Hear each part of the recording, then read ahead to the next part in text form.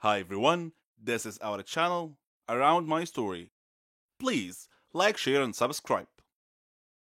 Bonjour, je m'appelle Brenda et voici comment je me suis ridiculisée à l'âge de 14 ans.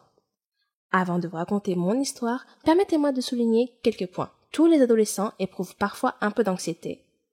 Il s'agit en fait d'une réaction normale au stress et cela les aide parfois à faire face à des situations accablantes. Pour beaucoup d'adolescents, des choses comme parler en public, les examens finaux ou même sortir avec quelqu'un peuvent provoquer des sentiments d'anxiété. Pour certains adolescents, cependant, l'anxiété peut aller au-delà de ces symptômes typiques et affecter négativement les relations amicales et familiales, la participation aux activités et même leur travail scolaire.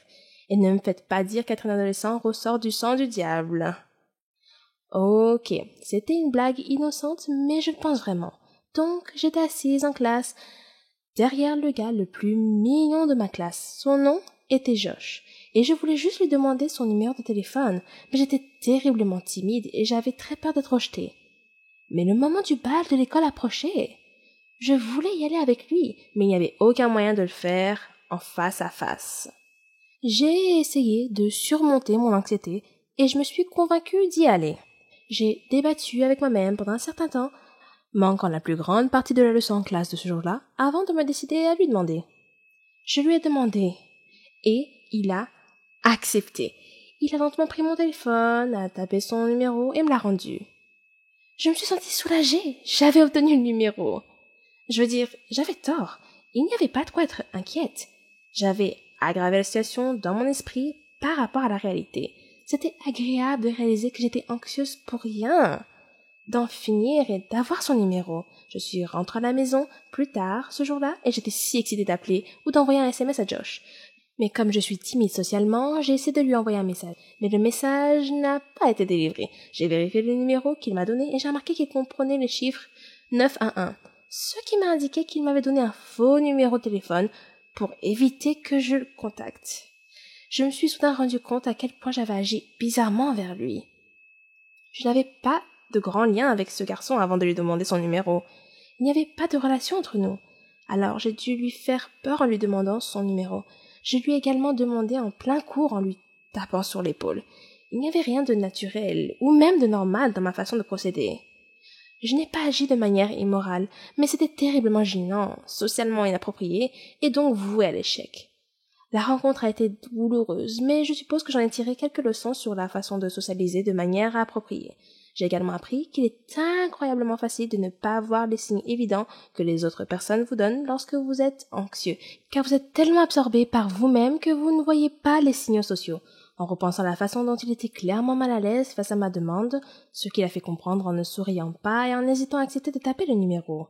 Si j'avais été concentrée et que j'avais prêté attention, j'aurais peut-être remarqué son comportement et la façon dont il reflétait clairement ses sentiments à mon égard et face à notre échange. Cela m'amène à me poser la question suivante. Est-il plus facile d'avoir une anxiété fonctionnelle que d'être prisonnier de sa propre coquille, figé par l'anxiété?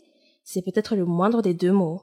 S'occuper est souvent le moyen de rester figé dans sa coquille avec l'anxiété. Mais pour moi, cette expérience s'est transformée en objectif et a renforcé ma confiance en moi. Je vois cela comme une étape, mais ensuite, l'amélioration de l'estime de soi et de la confiance en soi vous permettra de fonctionner sans anxiété. C'est le but ultime. Mais vous savez quoi? Écrivez votre propre histoire. Vous ne pouvez pas continuer si quelqu'un l'écrit pour vous. Beaucoup de jeunes à l'école ressentaient la même chose. Ils ne se sentaient pas bien. Et je ne savais pas pourquoi. Les adolescents se reconnaîtront ce qui est effrayant et aggrave l'anxiété. Il faut y aller pour savoir que l'on est bien à l'école, et on ne peut le savoir que si l'on y va. Surmonter l'anxiété n'est pas une question de hippie ou de charabia. Il m'a fallu des années pour surmonter ce que j'appelle la peur de la vie, et je l'ai appris à la dure. Alors, est-ce que la blague du diable a un sens? À l'âge de 15 ans, je m'occupais de ma mère malade, de mon père alcoolique et de mon jeune frère. Je travaillais dans une pizzeria pour que ma famille ait de quoi manger. Ma mère souffrait d'une maladie mentale. Ses hallucinations étaient effrayantes. Parfois, elle détruisait des choses dans la maison. Mon père se rendait physiquement malade en buvant trop. Il était souvent en retard au travail et sa vue se détériorait. Je devais m'occuper de mon frère de 6 ans. Je restais éveillée la nuit et lorsque je m'endormais enfin, je faisais des cauchemars dans lesquels je voyais mon père mourir ou mon frère être emmené. Pour faire face au stress, j'ai commencé à faire des choses comme mon père à l'automne de ma première année de lycée. Cela a détendu tous les muscles de mon corps. J'ai bien accueilli l'engourdissement, mais mon père n'en a pas fait une bonne image. J'ai donc arrêté et essayé une autre drogue à la place. Un jour, au printemps de ma première année, mon ami m'a offert une pilule. J'ai hésité, puis j'ai accepté. 20 minutes plus tard, je me sentais heureuse et légère, comme si mon corps était un nuage. Tout le stress et les soucis concernant ma famille ont disparu pendant des heures. Après cette seule pilule, j'en voulais plus. Mon ami connaissait un dealer, alors je lui donnais l'argent et il m'en donnait plus. Ces pilules n'étaient pas bon marché et mon salaire de la pizzeria n'était pas suffisant. J'ai demandé à mon ami, « Tu connais quelqu'un qui pourrait me trouver un meilleur emploi ou autre chose ?» Il m'a répondu, « Pas vraiment. J'ai quelqu'un qui pourrait probablement t'aider, mais ce n'est pas exactement un travail légal. » Je savais qu'il faisait référence au dealer. J'avais besoin d'argent. Quelques jours plus tard, j'ai rencontré Victor, le dealer, devant sa maison. Il m'a invité à entrer. Sa maison était faiblement éclairée, mais beaucoup plus belle à l'intérieur qu'à l'extérieur. Victor m'a dit de m'asseoir. J'ai essayé d'être confiante et lui ai dit que je cherchais à gagner de l'argent. Il a acquiescé. « Comme vous êtes un client fidèle, je vais vous proposer quelque chose. As-tu déjà vendu avant ?» Mes yeux se sont élargis et mon cœur a sauté un battement. « Non. » Il a hoché la tête et m'a tendu un sac en disant comme test. Il m'a donné des instructions puis a dit « Je ne joue pas avec mon argent. Si je découvre que tu me trompes de quelque façon que ce soit, ce ne sera pas joli, compris ?» J'ai hoché la tête et j'ai quitté sa maison, mon cœur battant la chamade. J'étais effrayée mais excitée de commencer à gagner de l'argent. Après avoir vendu mon premier lot, Victor est venu me chercher à l'école dans sa voiture. Je lui ai donné l'argent. Il avait l'air content et m'a proposé de m'en donner plus. Bientôt, j'apportais à Victor de l'argent qu'il ne pouvait même pas gagner. Je pouvais maintenant m'acheter des choses. Le fait d'être défoncé m'a permis de m'occuper de ma famille sans me sentir accablé ou anxieux. Quand j'étais sobre, je n'arrêtais pas de m'inquiéter de tout ce qui pouvait arriver à mon père, à ma mère et à mon frère. Mais après avoir pris une pilule, je flottais au-dessus de mes problèmes et mon esprit était vide. Les pilules m'ont même aidé à échapper au cauchemar. Bientôt, j'avais besoin d'une pilule toutes les quelques heures. Si je n'en prenais pas, j'avais des douleurs dans tout le corps et de graves maux de tête. Pendant ma première année de lycée, certains de mes amis d'enfance ont commencé à s'inquiéter de mon attitude suspecte. À l'extérieur, je souriais et rassurais mes amis. À l'intérieur, j'avais honte. Allais-je vraiment comme mon père et me détruire comme ça? Mes parents n'ont pas remarqué ou ne se sont pas souciés de ce que je faisais, même lorsque je prenais une pilule devant eux. Un jour, je me suis évanouie à la maison. Je me suis réveillée couvert de vomi sur le sol de ma chambre. Ma mère est entrée dans la pièce et m'a regardée. Elle n'a pas dit un mot, elle est juste sortie. Je m'attendais à ce qu'on me crie dessus, pas à ce silence froid. C'était mon pire moment, allongé dans mon vomi, avec ma mère qui semblait indifférente.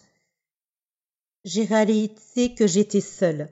J'étais la seule à pouvoir prendre soin de moi, et je devais m'arrêter. Mais les symptômes de manque étaient si forts que je ne pouvais pas passer une journée sans prendre une pilule.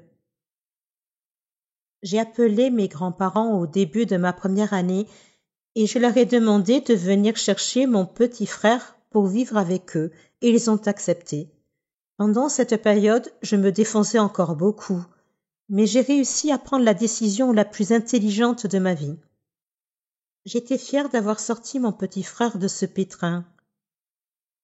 Au début de ma dernière année, je travaillais toujours à la pizzeria et je dealais toujours pour Victor. Mon père était physiquement malade et ma mère était déconnectée de la réalité. Une nuit, environ 1 an après le départ de mon frère, la clarté est venue alors que j'étais allongée en silence dans ma chambre. J'allais passer mon baccalauréat le semestre suivant et je devais faire face à l'avenir. Mes grands-parents étaient âgés. Qu'arriverait-il à mon frère une fois qu'il serait parti? Que m'arriverait-il si je continuais à prendre des pilules? Moi seule pouvais changer ma vie.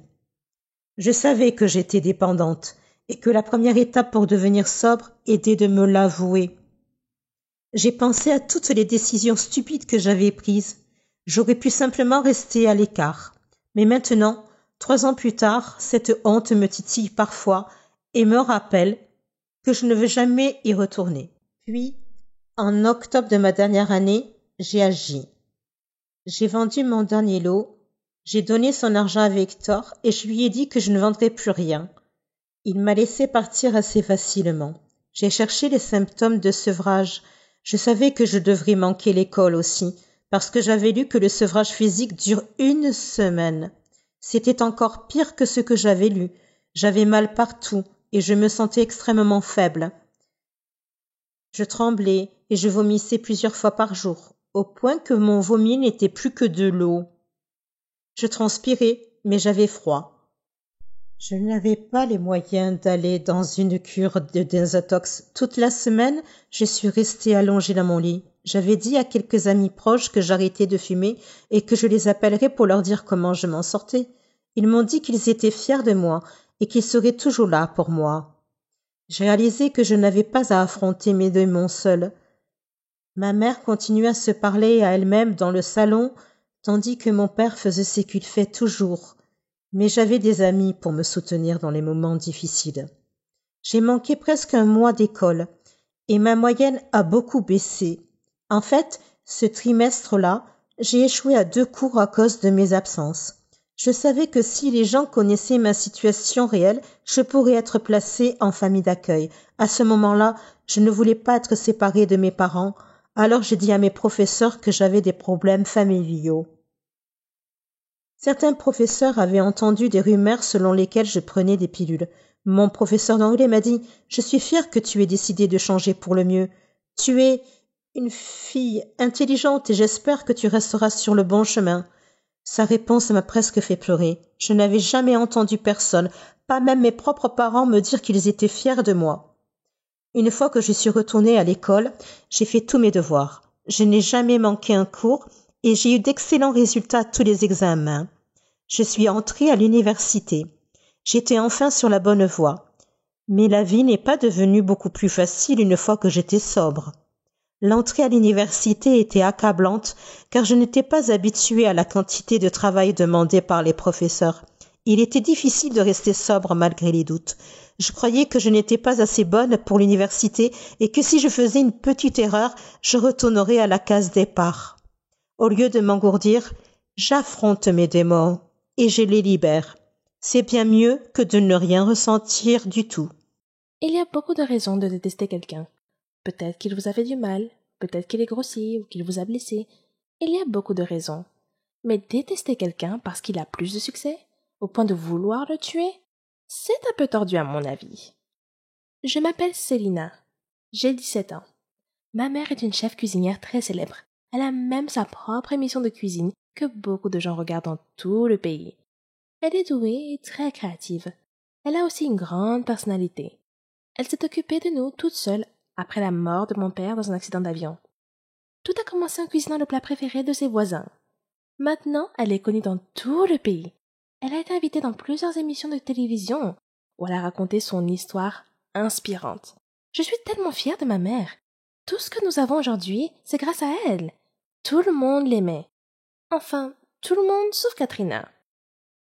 Katrina était la chef vedette avant qu'il ne laisse ma mère diriger l'émission de cuisine, malgré ses talents de cuisinière qui ont fait perdre énormément d'argent à l'émission. Le meilleur mot que je puisse trouver pour la décrire est un serpent rampant. Sa jalousie et son mépris envers ma mère sont insupportables.